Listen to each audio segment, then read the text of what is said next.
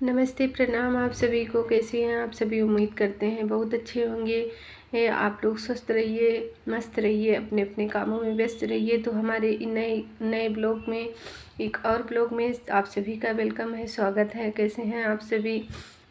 हमें प्यारे प्यारे कमेंट करके ज़रूर बताइए हमारे ब्लॉग आप कहाँ से देख रहे हैं।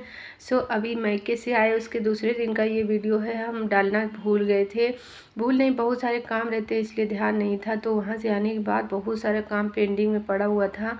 मैंने पहले पूरे घर में झाड़ू लगाया, क्योंकि 2 दिनों से हम घर पे थे नहीं और झाड़ू लगी नहीं थी। साफ़ सफाई वैसे ही गर्दा धूल मिट्टी जम गई थी।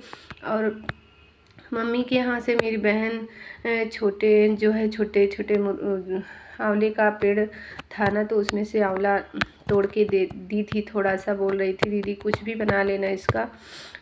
इस समय शादियों का सीज़न चल रहा है। वो कार्ड तो बहुत ही आ रहे हैं, शादियों वाले निमंत्रण बहुत ज़्यादा आ रहे हैं। अभी जितना यहाँ पर रखा हुआ है उतना बाहर रखा हुआ है।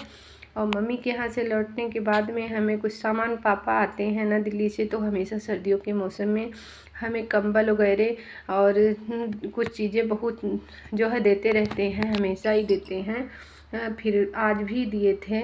कुछ बर्तन था वो भी मम्मी ने दे दिया कि चलो कोई बात नहीं, बच्चे हैं, परिवार है, बर्तन तो लगता ही है।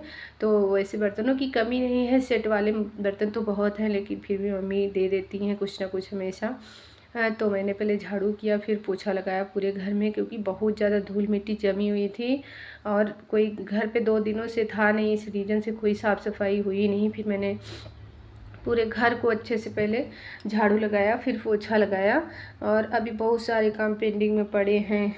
घर पे ना रहने पे यही होता है कि 2 दिन वहाँ पे थे और यहाँ आने के बाद में सारे काम जो है हमें करने पड़े, क्योंकि रेगुलर जो होता है वो अलग बात होती है, जो नहीं होता है वो अलग बात होती है। अब हम घर पे नहीं थे तो कौन ही करता झाड़ू और पोछे, साफ़ सफाई। तो बहुत ज़्यादा गंदा हो गया था पूरा घर।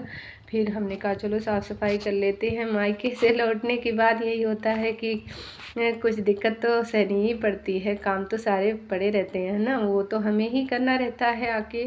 फिर मैंने पूरे जो है घर का काम सोचा, पहले पूरे घर का काम निपटाते हैं, फिर फुर्सत वाली अच्छी सी चाय बनाएंगे और फिर बैठ के पियेंगे। जब से मैं आई थी, जब से तुरंत ही कपड़ा उतारने के बाद तुरंत ही मैं चेंज करी। उसके बाद में फिर साफ़ सफाई में जुट गई। सारे ग्लास जो थे ना, मम्मी बोली कि इसको जो है रख देना ऐसे ही, लेकिन मैंने कहा नहीं, पहले इसको अच्छे से साफ़ कर लेते हैं, क्योंकि कुछ भी फंक्शन होता है घर में ना, तो हड़बड़ी में साफ़ करने का मौका नहीं मिलता है। इसलिए साफ़ सफाई करके रख दो तो सिर्फ निकालना रहता है। बर्थडे पड़ता है बच्चों का, और पूजा पाठ और जेठ का भंडारा होता है हमारे यहाँ, हर साल हम करवाते हैं भंडारा।